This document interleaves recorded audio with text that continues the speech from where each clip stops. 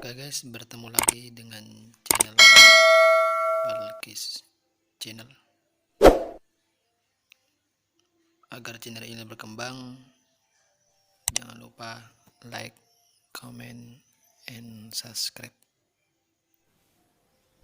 Terima kasih. Dan jangan lupa aktifkan lonceng notifikasinya. Bismillahirrahmanirrahim. Assalamualaikum warahmatullahi wabarakatuh. Alhamdulillahi rabbil alamin. Assalatu wassalamu ala asrafil anbiya'i wal mursalin Sayyidina wa syafi'ina wa qurrata a'yunina Sayyidina wa maulana Muhammad. Amma ba'da. Yang saya hormati para ulama, para tokoh-tokoh masyarakat, dan yang penting pada saudara-saudaraku yang seiman dan bertakwa. Yang pertama, saat ini saya kembali lagi membahas tentang tafsir ayat 90 dari surat Al-Maidah. Yang pertama, dengan ayat ini Allah menjelaskan hukum-hukumnya mengenai 4 perbuatan dalam surat Al-Maidah ayat 90.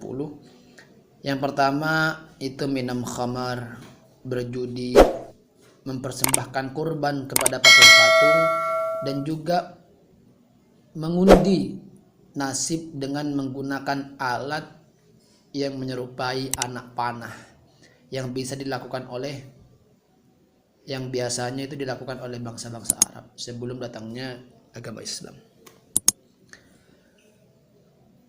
Mengenai pengharaman khamar, para ahli tafsir berpendapat bahwa ayat 90 tadi merupakan tahapan yang paling akhir atau tahapan terakhir dalam menentukan hukum haramnya minuman khamar atau hal-hal yang memabukkan. Menurut mereka, Al-Quran itu mengemukakan hukum minum khamar itu dalam 4 tahapan. Yang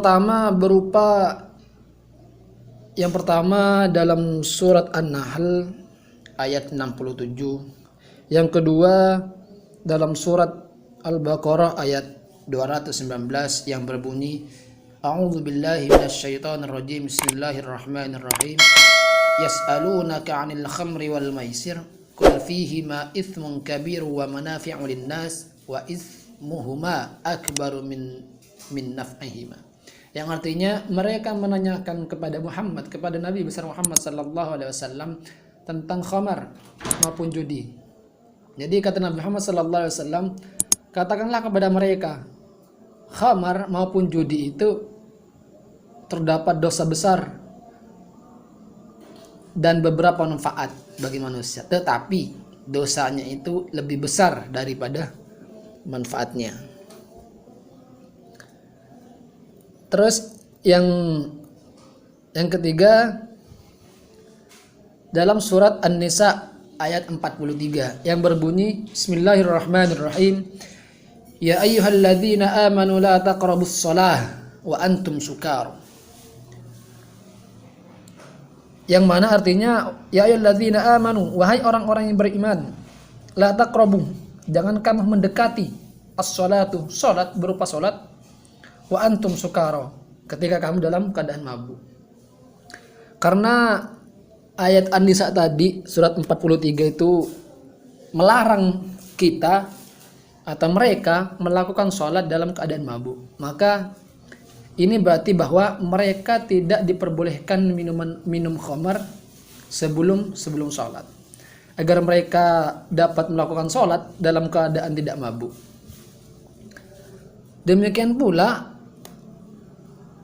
antara asar dan maghrib, antara maghrib dan isya, apabila mereka minum khamar sesudah sholat duhur, maka atau sholat maghrib, niscaya tidak cukup waktu untuk menunggu mereka sadar dari mabuk, sehingga dengan demikian mereka tak akan dapat melakukan sholat dalam keadaan sadar, sedangkan Allah telah melarang mereka melakukan sholat dalam keadaan mabuk.